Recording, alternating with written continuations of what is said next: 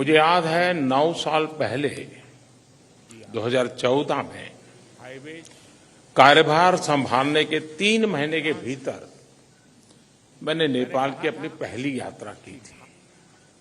उस समय मैंने भारत नेपाल संबंधों के लिए एक हीट फॉर्मूला HIT दिया था। हाईवेज, आईवेज और ट्रांसवेज। मैंने कहा था कि भारत और नेपाल के बीच ऐसे संपर्क स्थापित करेंगे कि हमारे बॉर्डर्स, हमारे बीच बैरियर्स न बने। ट्रक्स की जगह पाइपलाइन से तेल का निर्यात होना चाहिए। साझा नदियों के ऊपर ब्रिज बनाने चाहिए। नेपाल से भारत को बिजली निर्यात करने के लिए सुविधाएं बनाई जानी चाहिए। फ्रेंड्स, आज 9 साल बाद मुझे कहते हुए खुशी है कि हमारी पार्टनरशिप वाकई में हिट है। पिछले 9 सालों में हमने अनेक क्षेत्रों में कई उपलब्धियां हासिल की हैं। बीरगंज में नेपाल की पहली ICP बनाई गई। भारत नेपाल के बीच हमारे क्षेत्र की पहली क्रॉस बॉर्डर पेट्रोलियम पाइपलाइन बनाई गई। हमारे बीच पहली ब्रॉडगेज रेल लाइन स्थापित की गई। सीमा पर नई ट्रांसमिशन लाइन्स का निर्माण किया गया है। अब हम नेपाल से 450 मेगावाट से अधिक बिजली आयात कर रहे हैं।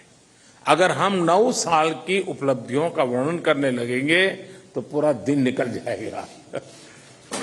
फ्रेंड्स, आज मैंने और प्रधानमंत्री प्रचंड जी ने भविष्य में अपनी पार्टनरशिप को सुपर हिट बनाने के लिए बहुत से महत्वपूर्ण निर्णय लिए हैं।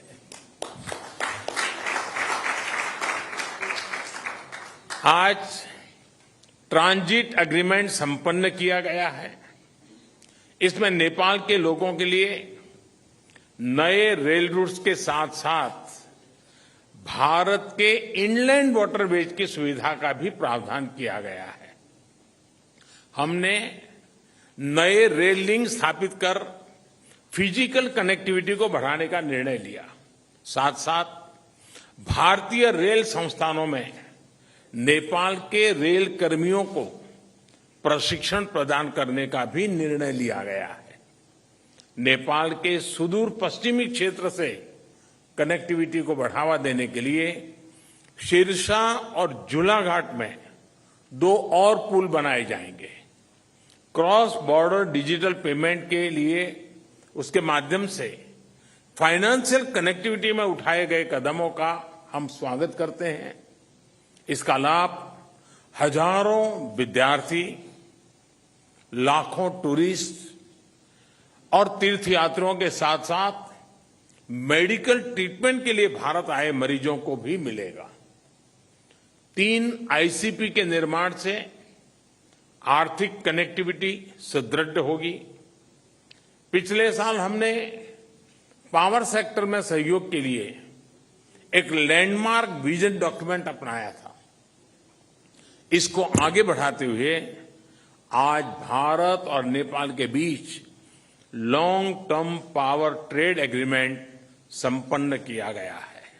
इसके अंतर्गत हमने आने वाले 10 वर्षों में नेपाल से 10,000 मेगावाट बिजली आयात करने का लक्ष्य रखा है। फुकोट, कर्णाली और लोअर अरुण हाइड्रो इलेक्ट्रिक परियोजनाओं पर हुए समझौते से विद्युत क्षेत्र में सहयोग को और बल मिला है।